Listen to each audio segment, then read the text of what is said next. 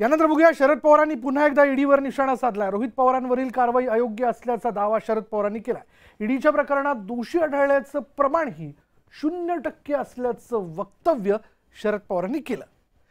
तर उत्तर का दिलं नाही किंवा उत्तर का दिली जात नाहीत असा सवाल करून चंद्रशेखर बावनकुळेंनी पलटवार केलाय। पाहूयात हा रिपोर्ट। शरद पवारांनी पत्रकार परिषद घेऊन ईडीनं गेल्या 8 वर्षांमध्ये केलेल्या कारवाईचा तपशीलच जाहीर केलाय। त्याचं कारणही तसंच होतं। कर्जत जामखेडचे आमदार रोहित पवार यांच्या बारामती ॲग्रो कंपनीवर ईडीकडून कारवाई करण्यात आली।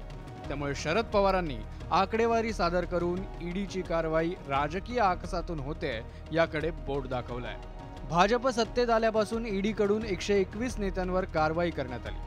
त्यामध्ये एक मुख्यमंत्री, एक माजी मुख्यमंत्री, वेगवेगळ्या विरोधी पक्षांच्या सरकारमधील 14 मंत्री, 24 खासदार, 21 आमदार तसंच 7 माजी खासदार आणि 11 माजी आमदारांवरही कारवाई झाली आहे। तर काँग्रेस प्रणित यूपीएच्या राजवटीतील 10 वर्षात 26 नेत्यांवर कारवाई झाली होती। त्यात काँग्रेसच्या 5 नेत्यांचा तर तत्कालीन विरोधी पक्ष असलेल्या भाजपच्या 3 नेत्यांवरच कारवाई झाली होती। शरद पवारांनी गेल्या 20 वर्षातील आकडेवारी देऊन भाजपवर हल्लाबोल केला।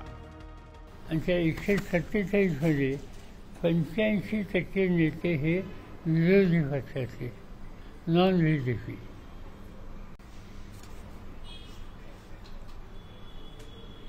त्यामध्ये 115 विरोधी पक्षाचे म्हणजे 95% ज्यांची चौकशी झाली हे अपोजिशनचे आहेत।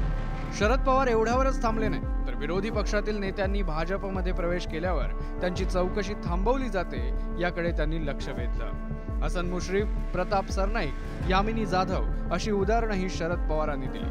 कोणत्या नेत्यावर कारवाई करायची याचे आदेश भाजप कार्यालयातून जात आहेत असा गंभीर आरोपही शरद पवारांनी केला। त्यामुळे भाजपचे प्रदेशाध्यक्ष चंद्रशेखर बावनकुळेंनी त्यांच्या पक्षाची बाजू भक्कमपणे मांडली। कर नाही डर कशाला?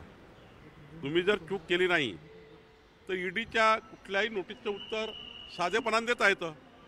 मग साधेपणानं देण्याचं उत्तर टाळून तुम्ही ईडीला अशा यंत्रणांना डिमॉरलाइज करण्याचं काम, तुमच्या विरुद्ध सुरू असलेले तपास, त्या तपास यंत्रणांवर प्रेशर आणण्याचं काम हे या ठिकाणी होताना दिसतं आहे।